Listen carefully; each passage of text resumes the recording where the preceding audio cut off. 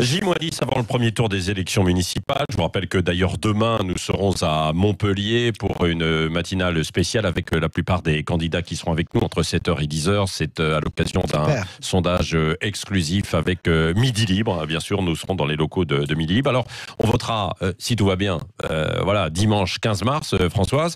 Et ce matin, un constat, les nuages quand même s'amoncellent sur ce scrutin. Oui, alors les Français ont-ils la tête au municipal? Patrick et Cécile, une seule réponse, non. Pourquoi? Parce que c'est le coronavirus, comprenez? Ils se lèvent avec le coronavirus, ils déjeunent avec le coronavirus, ils s'endorment avec le coronavirus, c'est tout à fait normal. L'opinion est totalement captée, happée par ce virus. Si le matin vous allez prendre un petit café dans les cafés de votre quartier, eh bien les gens, je vous assure, je ne le croyais pas, mais depuis lundi, les gens ne parlent que du coronavirus. En plus, imaginez comme c'est loin les municipales. En plus, le doute a été instillé, on le disait tout à l'heure, sur le report éventuel de ces municipales, même si ça n'est pas à l'ordre du jour. Quand on écoute les déclarations gouvernementales, qui peuvent aussi changer en 2 minutes, on l'a vu sur le 49.3, eh bien même si ça n'est pas à l'ordre du jour, l'idée s'est installée dans les têtes. Avec cette phrase, et puis de toute façon, on ne sait même pas si on votera, vous voyez, dimanche prochain. Donc ça démobilise un peu plus une opinion qui, a priori, à 10 jours, ne l'est toujours pas. Et puis, cette campagne, les amis, elle est complètement perturbée politiquement.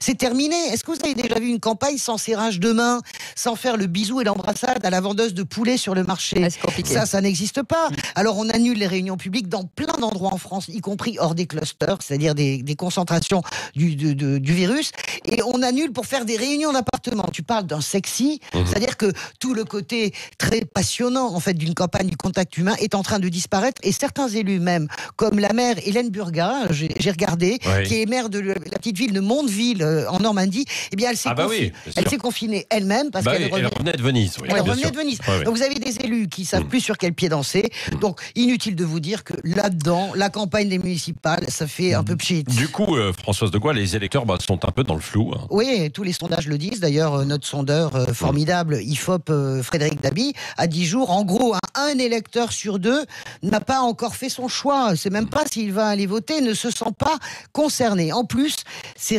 municipales sont plombées également par le climat social. On peut dire ce qu'on veut. Coronavirus plus 49.3, et un sacré climat. Et là-dessus, ça a été une très mauvaise pioche pour Emmanuel Macron. Pourquoi? Parce qu'il a passé au chausse-pied, au forceps sa retraite avant les municipales, parce qu'il voulait montrer à cet électorat qu'il braconne, c'est-à-dire la droite, regardez, je suis un réformiste, je ne m'arrête pas. Mais résultat des courses, en sortie de 49.3 et en entrée de coronavirus, on a une espèce de pataquès, on a une sorte de, comment dirais-je, de conglomérat de nuages avec le plus gros corona, mais il y a aussi le 49.3, et tout ça laisse présager, je ne sais pas quoi d'ailleurs, je ne peux pas vous le dire, à 10 jours, une abstention peut-être, une annulation, on ne sait pas, en tout cas des municipales complètement gâchées. Ah oui, non mais ça c'est vrai, oui. Enfin bon, on va attendre quand même, bien sûr, mais c'est vrai que déjà la campagne, par endroit, elle patine un petit peu. Elle a du mal à véritablement décoller. Entre vous et moi, Paris, ça Paris, parce qu'il y a un côté national, donc on en parle un petit peu plus. Mais c'est pas flambard. On peut pas dire que ce soit. Il n'y a pas de grands enjeux nationaux. Il n'y a pas de grands enjeux. Il n'y a pas de grands projets. Tout s'est recentré localement. Personne ne veut porter l'étiquette de personne, vous voyez.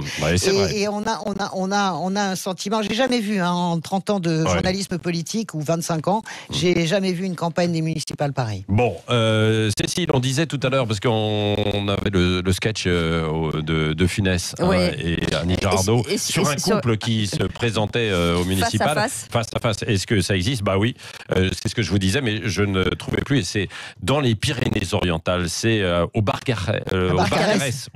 Parce que monsieur est maire sortant et sa femme, son ex-femme, se présente aussi. Ça c'est Christine Bouillot, évidemment, notre correspondance dans. Merci Christine, qui je cherchais en fait tout à l'heure. Je l'avais vu et je ne sais plus dans quelle commune. C'est au Barcarès. Ce serait intéressant de les avoir au Est-ce téléphone. que vous avez vu l'histoire des frères? Débat. Non, mais il y a quelque chose d'intéressant avec Benoît Hamon. Vous avez vu que Benoît Hamon, son frère, se présente. Benoît Hamon soutient à Brest, qui est sa terre natale, une liste, et son frère se présente sur la liste opposée. Ce qui manque pas de sel. Ça va être sympa pour le poulet du dimanche.